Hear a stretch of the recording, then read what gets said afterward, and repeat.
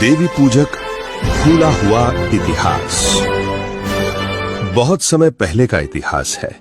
घने जंगलों और ऊंचे पहाड़ों में एक वीर और निर्भीक समाज रहता था जिनका नाम था बाघरी।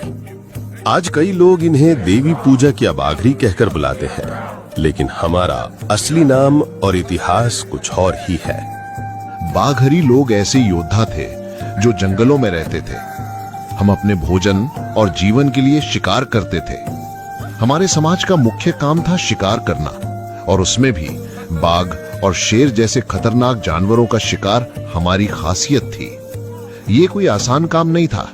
इसके लिए दिलेर और निडर होना जरूरी था, और हम वही थे। हमारे हथियार थे भाला, धनुष, बाण।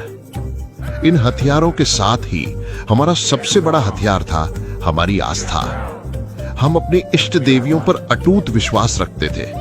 हम मानते थे कि चाहे हमारी गर्दन चली जाए, पर देवी का अपमान नहीं होना चाहिए।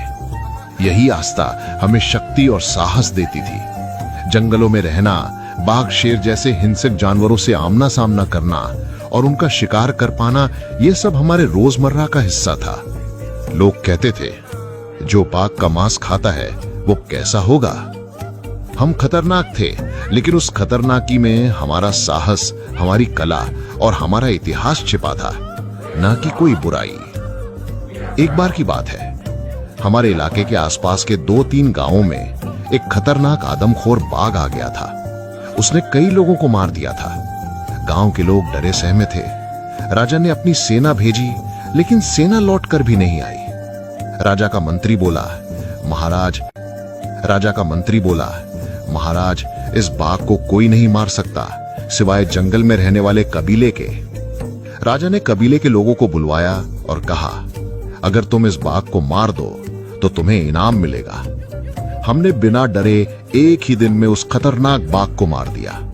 जब हम बाघ का शव लेकर राजा के दरबार में पहुंचे, राजा खुद दंग रह गया। उसने कहा, तुम में वही शौर्य है जो एक क्षत्रिय जाति में होता है। तुम लोग आम लोग नहीं, तुम तो बाघ को हराने वाले हो, बाघरी। यहीं से हमारे नाम की उत्पत्ति हुई, बाघ धन हरि, यानी बाघ को हराने वाले। राजा इतना प्रभावित हुआ कि उसने आदेश दिया कि इन बाघरी योद्धाओं को गांव की सीमाओं पर बसाओ, ताकि जब कोई जंगली जानवर गांव की तरफ आए तो यही उन्हें रोकें और शिकार करके गांव की रक्षा करें। तब से बाघरी लोग गांव की सीमा पर रहने लगे, जंगल और गांव के बीच एक ढाल की तरह। जहां बाकी लोग डरते थे, वहीं हम डटकर खड़े होते थे। राजा ने पूरे राज्य में घोषणा कर दी, बाघरी लोगों के बिना शिकार करना नामुमकिन है। जब भी राजा या उसके मंत्री शिकार पर जाते, वे बाघरी योद्धाओं को साथ लेकर ही जाते। राजा और लोगों को पता था, बाघरी में बाघ की ताकत है।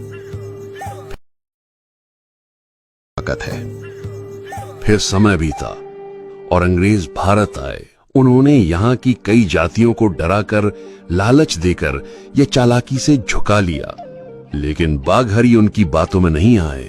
हमने कहा, हम क्षत्रिय हैं, हम झुकेंगे नहीं चाहे जान चली जाए। अंग्रेजों ने बहुत कोशिशें की।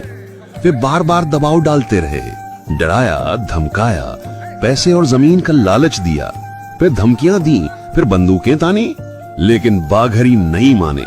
हमने कहा, हम राजा का भी हुक्म सोच समझकर मानते थे। अंग्रेजों की तो हमारे सामने कोई औकात ही नहीं। हम अपने तीर भाले लेकर मोर्चे पर डट गए। जंगलों में छिपकर, पीड़ के पीछे से घात लगाकर अंग्रेजी फौज पर हमला किया। हमारे तीर उनकी बंदूकों से टकराए। हमारा साहस उनकी